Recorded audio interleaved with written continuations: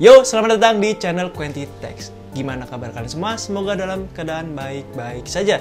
Jadi di video kali ini kita akan membahas sebuah motherboard dari Asus ROG Strix Z890F Gaming Wi-Fi.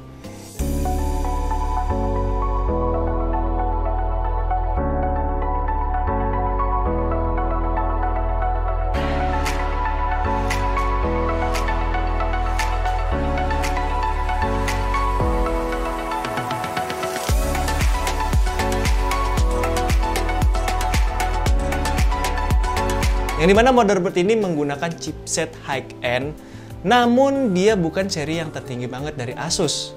Ya, karena kan yang seri tertingginya itu ada yang namanya seri high-end. Apa ya namanya? Lupa gua. Intinya itulah, yang nantinya motherboard ini bakalan kita bandingkan dengan ROG Strix B860, yang mana ini adalah seri adiknya dari si Z890.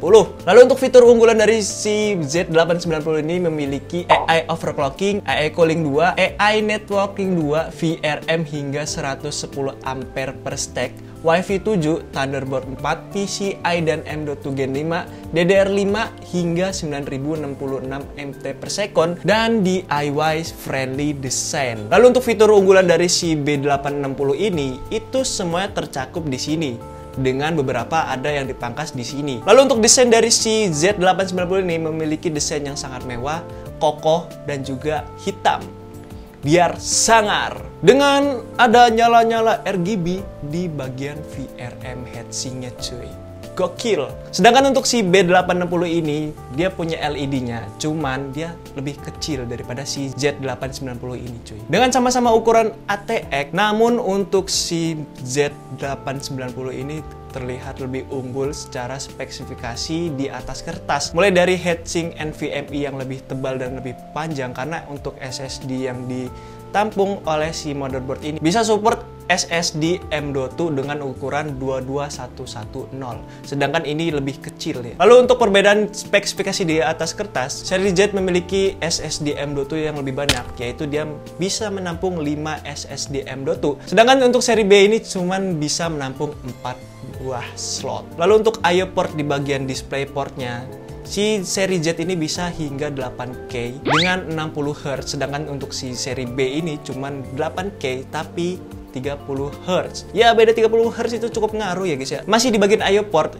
untuk ROG Strix B860 ini tidak tersedia untuk slot Thunderbolt-nya.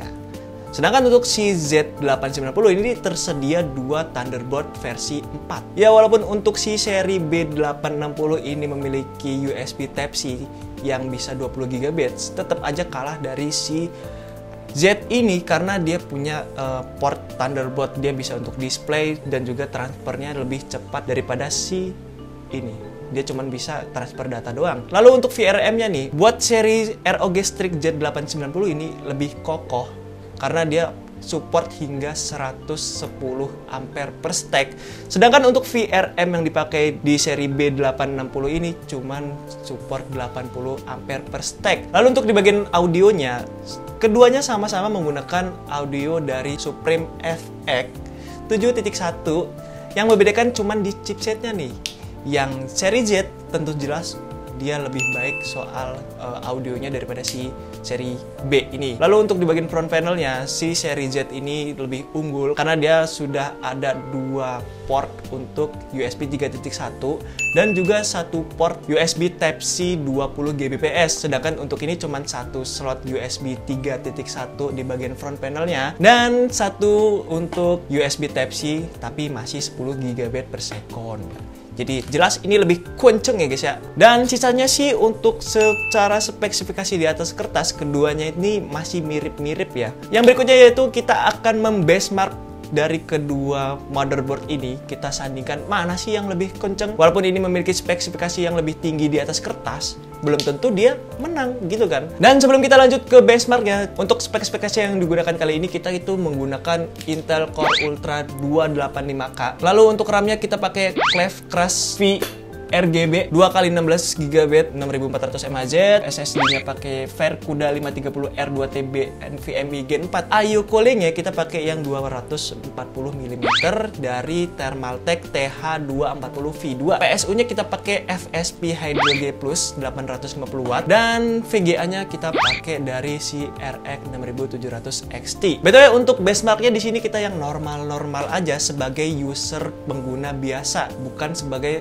user antusias. Apalagi kita tuh cuman ngandelin si IO cooling 240 mm. Kalau di overclocking yang berat-berat, kasihan cuy, itu prosesor baru dirilis nanti meleduk kan masuk berita. Jadi kita untuk overclockingnya itu yang biasa-biasa aja, yang one click aja dari si motherboardnya ini. Kedua motherboard ini memiliki overclocking AI yang dimana kita bisa overclocking hanya sekali klik. Di pengujian pertama kita tes default aja dengan XMP on, yaitu speednya di 6400 mAh.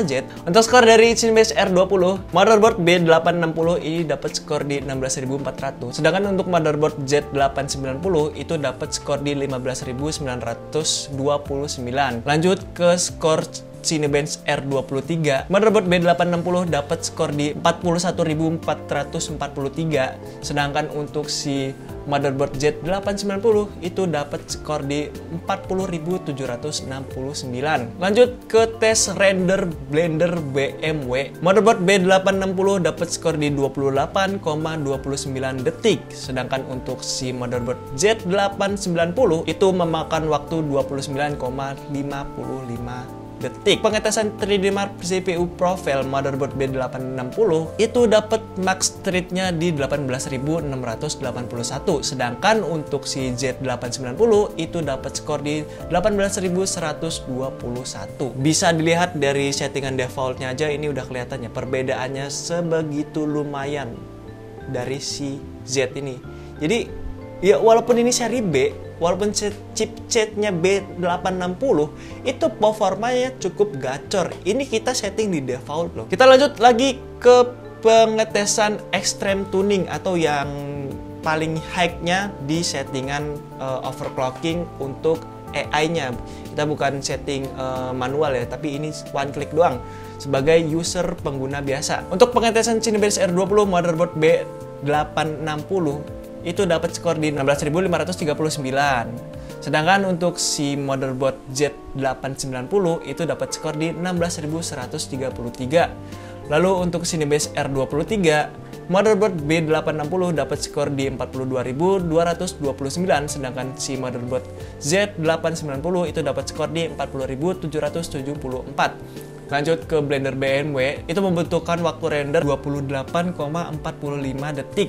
Sedangkan untuk si motherboard Z890 itu dapat skor di 29,39 detik. 3D Mark CPU profile, si motherboard B860 dapat max rate-nya ada di 18.697. Sedangkan untuk si seri Z890 itu dapat skor di 18.826. Jadi untuk performanya ini bisa dibilang si seri B860 ini lebih gacor untuk benchmark sintetis kayak Cinebench R20, R23 dan juga Blender.